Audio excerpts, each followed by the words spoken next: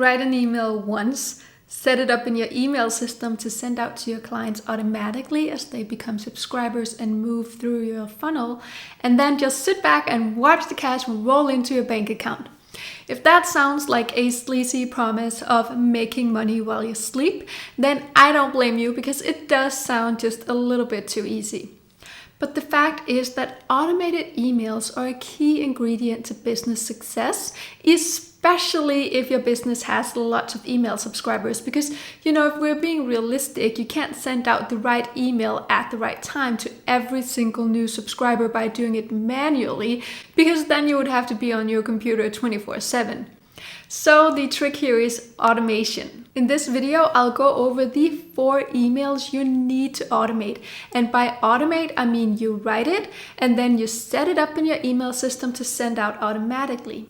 Doing this is going to help you build a connection with your readers, and it'll increase the chances of a sale, and also it increases the chances that your customers come back to buy from you over and over. The first email automation you need, you probably already know. It's of course the welcome email.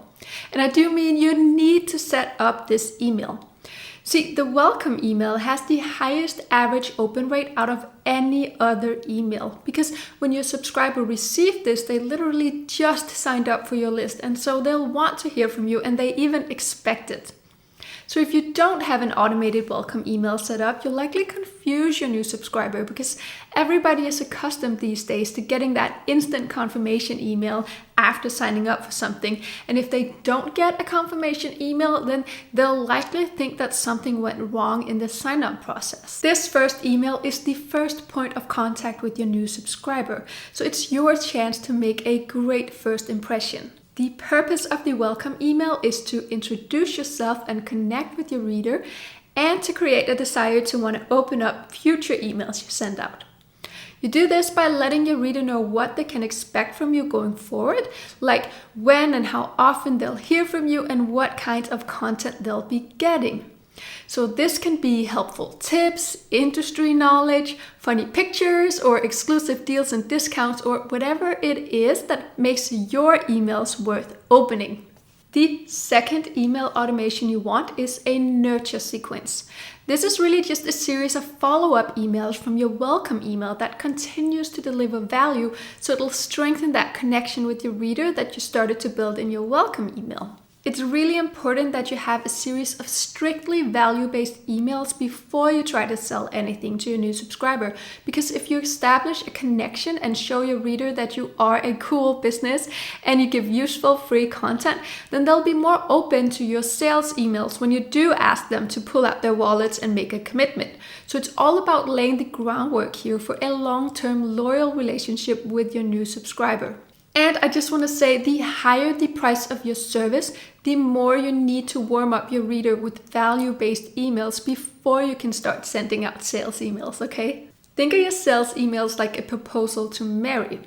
Whether it's saying yes to being your future spouse or saying yes to buying your product, both are ways of asking someone to commit to you.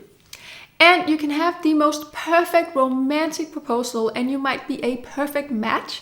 But if you ask on the first date, it doesn't really matter because it's too soon, right? Timing is everything. Obviously, you need to date someone before you can make that commitment to marry them. The same goes for your sales emails. So you can have the perfect sales message and your product might be the perfect match for your reader. But if you pitch too soon, you risk scaring them off. So you have a much better chance of making the sale if you invest a little time delivering value through a nurture sequence first. The nurture sequence is made up of 2 to 5 emails, and depending on the type of industry you're in and who your ideal customers are, the actual content in the nurture sequence will vary, and as will the number of days you wait between each email before you send out the next one.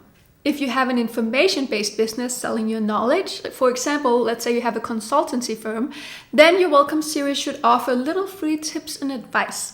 That way you give away enough knowledge to provide value for the reader, and at the same time you brand yourself as a knowledgeable source of information.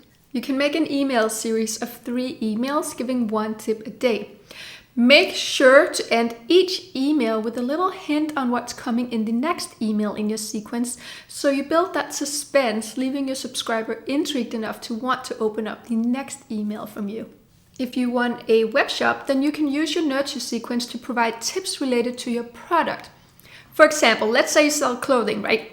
You can give tips on how to dress for your body type or what colors matches your skin tone, or you can have like a little fun with it and run a theme on dressing for a certain occasion or how to make a clothing trend work for you. So you get the idea, right? The third email you need to have automated is the win-back email.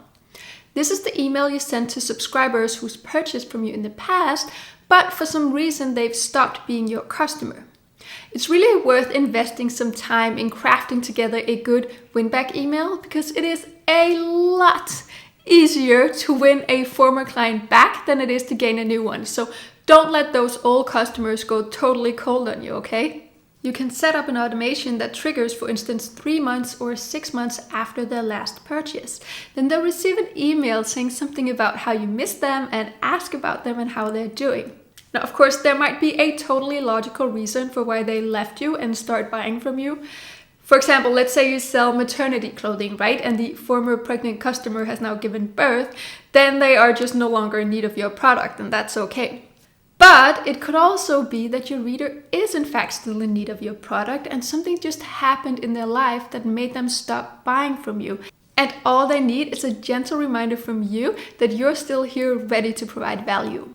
In this email, it's a good idea to list all the amazing benefits of your product or service so your reader is reminded of why they bought from you in the first place. Also, make sure that the wording is soft instead of being a very pushy sale. Remember, you're trying to win them back here. Also, make sure it shows that you care about your reader and that you appreciate them. All right, the fourth automated email that you absolutely need is the abandoned cart email. This is basically just an email that's triggered when someone was about to buy your product and started to fill out their information on the sales page of your website, but then they didn't finish the purchase. It's important that you follow up with an email here because you can make some easy conversions that you would otherwise miss out on. Because the reason they didn't follow through on the purchase doesn't necessarily mean it's because they decided that they didn't want your product. Because they did start to fill out the purchase form, which means they probably did want to buy from you, right? They probably just got interrupted, maybe by their kids, or maybe they misplaced their credit card, or maybe they just had to go to the bathroom. Whatever the reason, an abandoned cart email is a gentle and free way to nudge your potential buyer into finishing the purchase. You can start to send this one out 24 hours after they left your purchase form, but the exact optimal timing really doesn't have a one-size-fits-all. So I suggest you test out different intervals like 1 hour and 24 hours and 48 hours. And then after you've collected enough data over time, you'll see a trend of how long is the best time for your particular business works best. So to sum up, the 4 emails you need to automate is the welcome email, the nurture sequence, the win-back email, and the abandoned cart email. As always, I hope you got value from watching. Make sure you don't miss out on future tips by hitting the subscribe button, and I hope I'll see you in the next video.